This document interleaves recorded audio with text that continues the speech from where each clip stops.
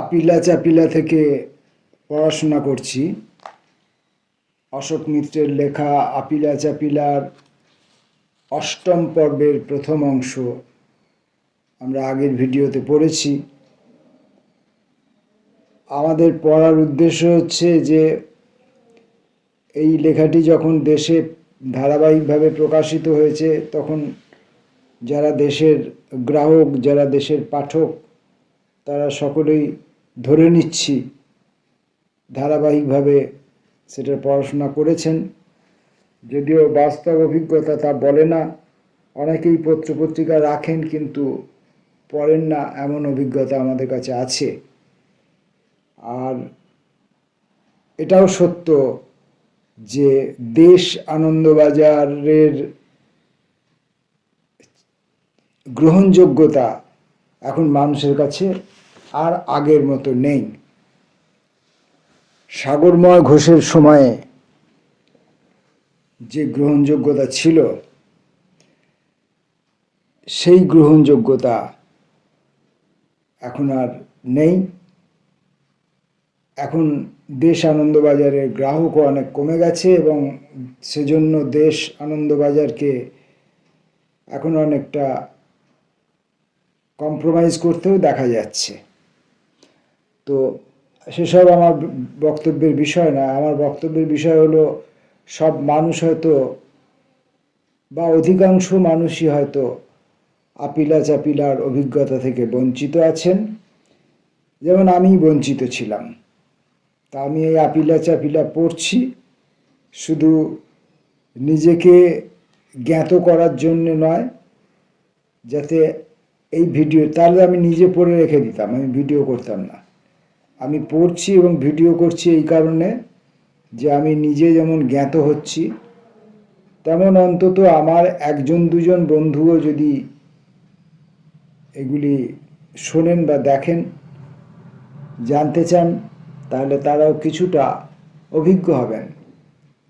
অশোক মিত্র লোকটি সম্পর্কে অভিজ্ঞ হবেন, তার জীবনের সম্পর্কে অভিজ্ঞ হবেন, সেই সময়ে দেশ, সমাজ, স্বাধীনতা সংগ্রাম, রাজনৈতিক পরিস্থিতি, দলীয় রাজনীতি, সাম্প্রদায়িক পরিস্থিতি, শিক্ষা জগতের বিভিন্ন খোঁজ খবর এবং সর্বোপরি অশোক মিত্র এই বইটির মধ্যে কবি ও কবিতা সম্পর্কিত অনেক তথ্য রেখেছেন। এই সম্পর্কে সবাই জানতে পারবেন। আসুন আমরা অষ্টম পর্বের পরবর্তী অংশটুকু আজকে পড়ি। সিদ্ধান্ত মহাশয়ের বাড়িতে আমাদের কয়েক মাস থাকার পর অপু আমেরিকা থেকে ফিরে এলো। বিশ্ববিদ্যালয়ের ইংরেজি বিভাগে কাজ করলো, আমি অন্যত্র সরে গেলাম। বিনয়বাবুই দুই বিচিত্র ব্যক্তির সঙ্গে আলাপ করিয়ে দিলেন, শ্যামকিষেন কিচলু ও গামান্ডিমল বান্টিয়া। শ্যামকিষেন কাশ্মীরি, গামান্ডিমল রাজস্থানী, কিন্তু তাদের সেই পরিচয় উহ্য। দুজনেই বিপ্লবী কমিউনিস্ট পার্টি অফ ইন্ডিয়ার প্রতিষ্ঠা সময় থেকে সদস্য, সৌমেন্দ্রনাথ ঠাকুরের অন্ধ ভক্ত।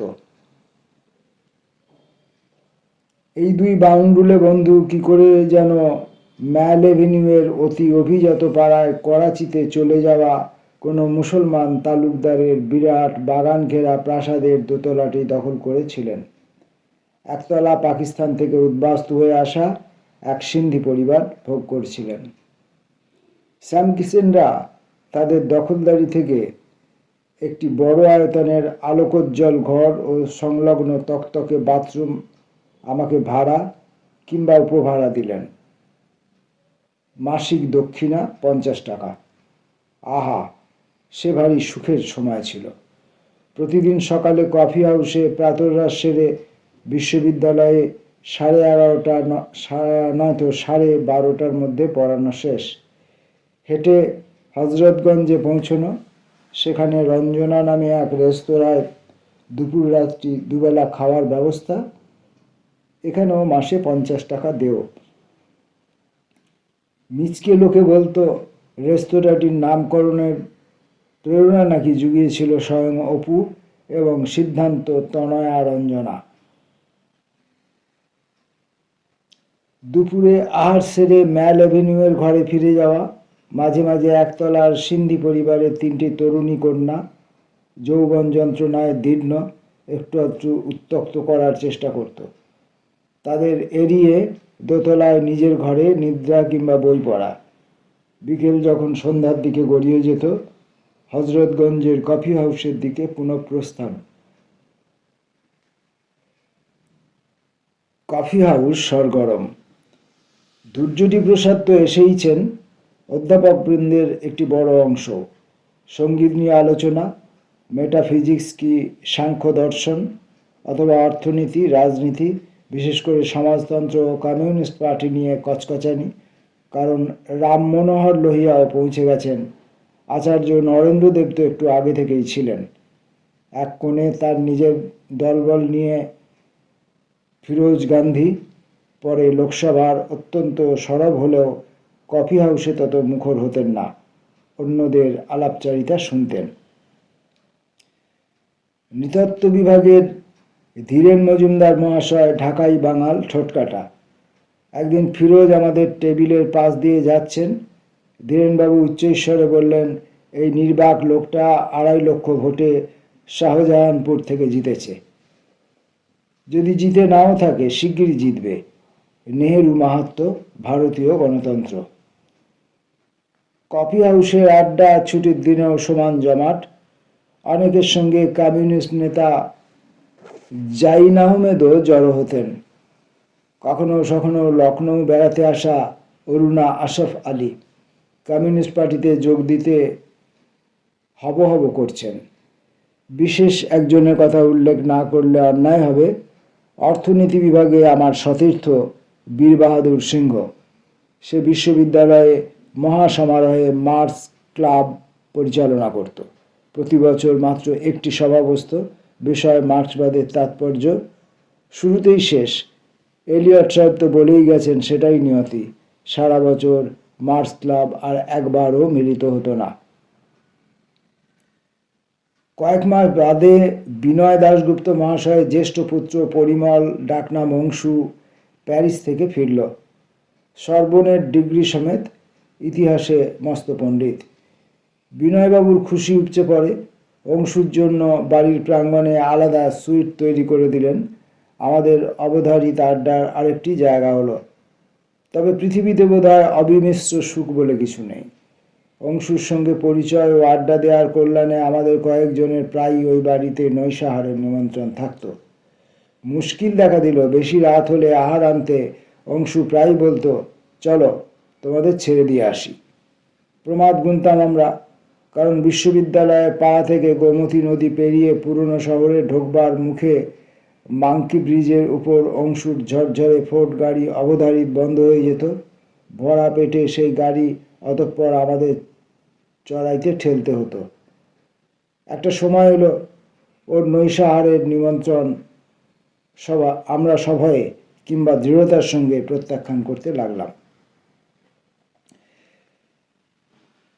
বিশ্ববিদ্যালয়ের অঞ্চলের বাইরে নতুন হায়দ্রাবাদ পাড়া, অভিজাত বাঙালি বসতি। ওখানে তখন বাড়ি করেছিলেন অসিত কুমার হালদার। সরকারি কলা ভবনে ছিলেন বীরেশ্বর সেন। পুরনো বিপ্লবী স্বদেশী নেতা কানাইলাল গঙ্গোপাধ্যায়ের সঙ্গেও ওখানে পরিচয়। তার কন্যাদ্বয় গীতা ঘটক ও রীতা বন্দ্যোপাধ্যায় বর্তমানে সঙ্গীত জগতে বিখ্যাত। অবশ্য তখন তারা নেহাত বালিকা। বিনয় দাশগুপ্ত আমিনাবাদে নিয়ে গিয়ে আলাপ করিয়ে দিয়েছিলেন পাহাড়ি সান্যালের অগ্রজ বীরেন সান্যালের সঙ্গে। ভাইয়ের মতোই স্নেহোচ্ছল, অতিবৎসল। যতবার ওর কাছে গেছি গভীর তৃপ্তি নিয়ে ফিরেছি। তবে দুর্যটি প্রসাদের বাড়ির আড্ডায় লখনৌতে পরমতম আকর্ষণ। দুর্যটিবাবুর বাকচাতুর্যের তুলনা নেই। ইংরেজিতে বলছেন, বিশুদ্ধ হিন্দুস্থানিতে বলছেন, শান্তিপুরী সুসংস্কৃত বাংলায় বলছেন। খেয়ালি মানুষ। বিষয় থেকে বিষয়ান্তরে যাচ্ছেন। অর্থনীতি থেকে দর্শনে, দর্শন থেকে ইতিহাসে, ইতিহাস থেকে সমাজতন্ত্রে, সমাজতন্ত্র থেকে ব্যাকরণ তত্ত্বে, পাণিনি বিশ্লেষণে, অতঃপর উদয়সঙ্গর প্রসঙ্গ উঠত নৃত্য চর্চা, পরমুহূর্তে শিশির ভাদুরীতে পৌঁছে গেছেন। আবর্তের মতো ঘুরে ঘুরে আসতো কথার তোর, গল্পের তোর, চিমটি কাটার তোর। আমাদের প্রায় সমবয়সী রাম আদবানি নামে একটি ছেলে হজরতগঞ্জে একটি সুশোভন বইয়ের দোকান খুলেছিল। কফি হাউসে ঢোকবার আগে বা পরে আমরা প্রত্যেকেই ওর দোকানে ঢু মারতাম। বিদেশ থেকে আসা টাটকা বইয়ের সম্ভার যথাসাধ্য কিনতাম। দুর্যোটিবাবুর বাড়িতে রাম টাঙ্গা বোঝাই করে বই পাঠিয়ে দিত ওর বাছাইয়ের জন্য। দুর্যোটিবাবু প্রতি সপ্তাহে টাইমস লিটারারি সাপ্লিমেন্ট ও এডুকেশনাল সাপ্লিমেন্ট রাখতেন। যে কোনো হালের বইয়ের কথা তার ঠোঁটের ডগায় সিগারেট যেমন। অনেকের সম্পর্কে অনেক গল্প শুনিয়েছেন তিনি। নিদর্শন হিসেবে মাত্র দুটির উল্লেখ করব। ঘোর ব্রাহ্ম হেরম্ব মৈত্র কলেজ স্ট্রিট থেকে পরন্ত বিকেলে বাড়ি ফিরবেন, বাসের জন্য দাঁড়িয়ে আছেন। কোনো বাসই তার পছন্দ হয় না। কোনো বাসের নাম শিব, কারো দুর্গা, কারো সরস্বতী, অন্য কারো বা পার্বতী। অবশেষে রাত যখন 9টা ছুঁই ছুঁই একটি বাস এলো সত্যনারায়ণ। হেরম্ববাবু উঠে চালকের পাশে গিয়ে বসলেন। সত্য রক্ষা হলো। অপর এক গল্প।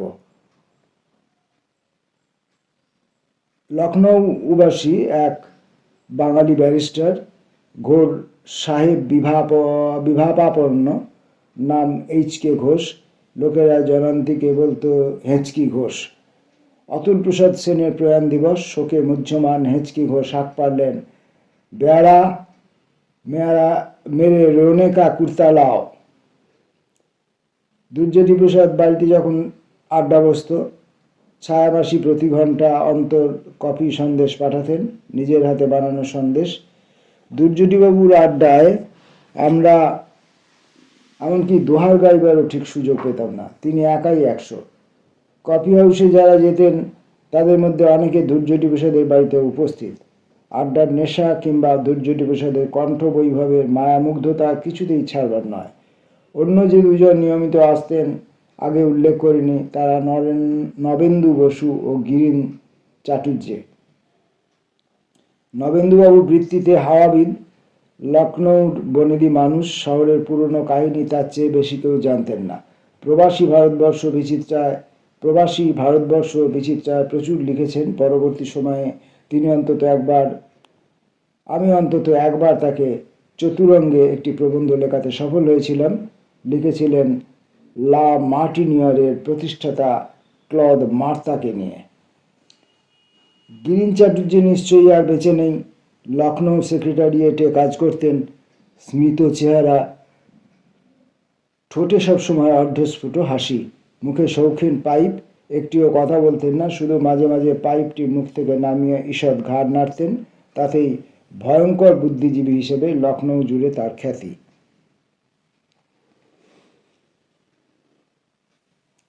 দুর্যোধী প্রসাদ ও ছায়ামাসি স্নেহ উজাড় করে দিয়েছিলেন আমার উপর। ছায়ামাসি প্রায়ই খেতে বলতেন, অবশ্য বাদশাবাগ পাড়ার অন্য মহিলারাও বলতেন। ক্ষিতিমোহন সেনের কন্যা লাবুদি কিংবা ধীরেন মজুমদারের সহধর্মিণী মাধুরীদি। অবিবাহিত আপাত অসহায় দেখতে বাঙালি যুবক প্রচুর অনুকম্পা করতাম। তাহলেও আলাদা করে ছায়ামাসির স্নেহবর্ষণের কথা বলতেই হয়। তিনি চমৎকার কবিতা লিখতেন। একসময় কবিতা পত্রিকায় তার কবিতা ছাপা হয়েছে, কিন্তু দুর্যোধী প্রসাদের পরিচর্যায় নিজেকে সম্পূর্ণ বিলিয়ে দিয়েছিলেন। অতি আস্তে কথা বলতেন, বাঙালি আভিজাত্যের বিচ্ছুরন্তর বাক্যরাজিতে। লখনৌয়ের সময় থেকে শুরু করে পুরো 50 বছর তার ভালোবাসা স্নেহাশীর্বাদ কুড়িয়েছি, এই সৌভাগ্যের তুলনা নেই। লখনৌ বিশ্ববিদ্যালয়ের স্মৃতি স্বভাবতই ক্ষীণ থেকে ক্ষীণতর। ওখানে ফিরে যাওয়ার আগ্রহ আর তেমন কোনোদিন হয়নি। কিন্তু এটা তো স্বীকার না করে পারি না, পড়াতে শিখেছিলাম ওই বিশ্ববিদ্যালয়ে। ক্লাস নিতে নিতে কোনো ছাত্র অতর্কিত একটি প্রশ্ন করল, যার সে মুহূর্তে উত্তর জোগাতে পারিনি। ওই অক্ষমতার পীড়নে ভাবতে শিখলাম, ভাবতে ভাবতে বিষয়টির গহনে যেতে শিখলাম। পড়ানো ক্রমে ক্রমে স্বচ্ছন্দ ও সুখকর হয়ে এলো। তবে অর্থশাস্ত্র যে গতিতে গত অর্ধ শতাব্দীতে এগিয়েছে, তার সঙ্গে পাল্লা দেওয়ার মতো ধৈর্য বা সামর্থ্য আমার কোনোদিনই ছিল না। সুতরাং একটি বিশেষ ক্ষণে অর্থনীতি চর্চা থেকে নিজেকে সরিয়ে নিয়ে এসেছি। এক ধরনের দান্দিকতা এখানে। পড়াতে ভালো লাগে, অথচ যা পড়াতে হবে সে বিষয়ে আমার সম্যক জ্ঞান নেই। সুতরাং নিষ্ক্রমণ। অর্থনীতির বৃত্ত থেকে বিদায় নেওয়ার ফলে আমার মনে কোনো শোকতাপ নেই, যা অবধারিত তাই ঘটেছে। অবশ্য লখনৌতে যে 2 বছর ছিলাম একটু একটু দুরাশা সম্ভবত ছিল, ধনবিজ্ঞানে রপ্ত হব, বই লিখব, নাম কুড়ব। গণিত চর্চার অভ্যাসে তখনও পুরো মরচে পড়ে যায়নি। বাবা পদার্থবিদ বা গণিতশাস্ত্রের পরীক্ষায় উত্তীর্ণ, কিছুটা বংশগত ধারাবাহিকতায় আস্থা পোষণ তেমন অযৌক্তিক ছিল না। অর্থনীতির সঙ্গে গণিত মিশিয়ে নতুন একটি বিজ্ঞান সবেমাত্র শুরু হয়েছে। গাণিতিক পরিভাষায় অর্থনীতির তত্ত্ব প্রথমে ব্যক্ত করতে হবে, তারপরে সেই তত্ত্বের সূত্র ধরে কোনো সম্পাদ্য গঠন করতে হবে। সেই সম্পাদ্য তথ্যযুক্ত কিনা তা প্রমাণ বা অপ্রমাণ করবার জন্য পরবর্তী পর্যায়ে সংখ্যা বিজ্ঞানের দ্বারস্থ হতে হবে। উল্লিখিত 3টি ধাপ মিলিয়ে ইকোনমিক্স, এই বিদ্যায় প্রভূত কৃতিত্ব সে সময় অর্জন করেছিলেন ইয়ান টিন বার্গেন নামক এক ওলন্দাজ অর্থনীতিবিদ, সুপণ্ডিত পদার্থবিজ্ঞানী। সেখান থেকে অর্থশাস্ত্রে তার প্রবজ্জা 20-30 দশকের আর্থিক মন্দার বিশ্লেষণে ইকোনমিক্সের প্রয়োগ করে তিনি ধনবিজ্ঞানকে নবস্তরে পৌঁছে দিয়েছিলেন। পৃথিবীজোড়া তার নাম। মনের গোপনে ইচ্ছা পোষণ করতাম অধ্যাপক টিনবার্গেনের সান্নিধ্যে থেকে যদি কিছুদিন গবেষণা চর্চা করতে পারি বড় ভালো হয়।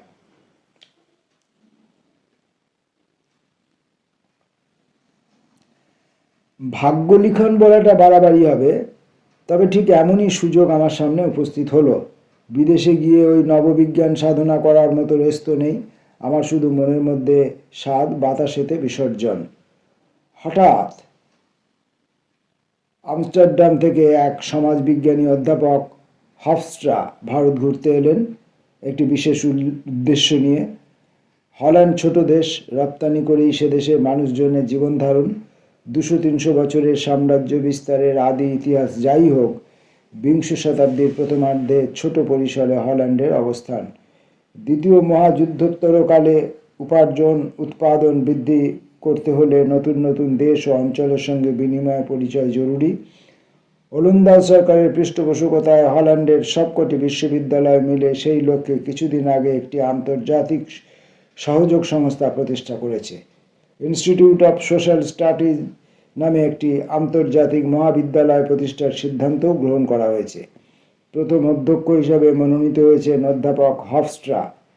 তাকে দায়িত্ব দেওয়া হয়েছে এশিয়া, আফ্রিকা, লাতিন আমেরিকা ঘুরে ছাত্রদের সংগ্রহের। হল্যান্ডের রানী মহোদয়া হেগ শহরে অবস্থিত তার অন্যতম প্রাসাদ নর্ডেন্ডে প্যালেস মহাবিশ্ববিদ্যালয়ের জন্য নির্দিষ্ট করেছেন। বিভিন্ন দেশ থেকে ছাত্রছাত্রী যারা আসবেন তাদের সমস্ত ব্যয় ওই ওলন্দাজ আন্তর্জাতিক সহযোগ সংস্থা নির্বাহ করবে। হফস্ট্রা সাহেব লখনৌতে এলেন, দুর্জটিবাবুর সঙ্গে দেখা করলেন। দুর্জটিবাবু আমার সঙ্গে আলাপ করিয়ে দিলেন। ভদ্রলোক জিজ্ঞাসা করলেন নর্ডেন্ডে প্রাসাদবাসী হতে রাজি আছি কিনা। অধ্যাপক টিনবার্গেনের সঙ্গে গবেষণা করার আকাঙ্ক্ষার কথা তাকে খুলে বললাম। হফস্ট্রা বললেন, কোনো অসুবিধা হবে না, অধ্যাপক টিনবার্গেনও ওই মহাবিদ্যালয়ে নিয়মিত পড়াবেন। সুতরাং আমার লখনৌয়ের পালার আপাতত সমাপ্তি।